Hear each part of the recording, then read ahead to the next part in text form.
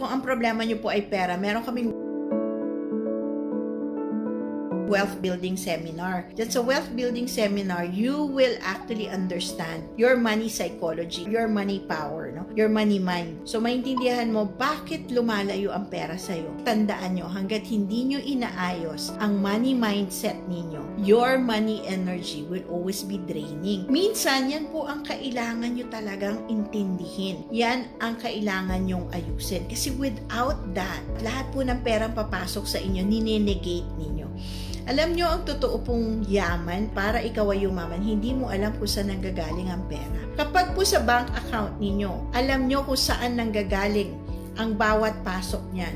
Kaya po, alam mo kung kailan lang o magkano, hindi mo yan ikayayaman. Ang yumayaman po yung ang daming pumapasok, hindi mo na alam. That is where you accumulate wealth. And yan po yung kailangan ninyong maintindihan.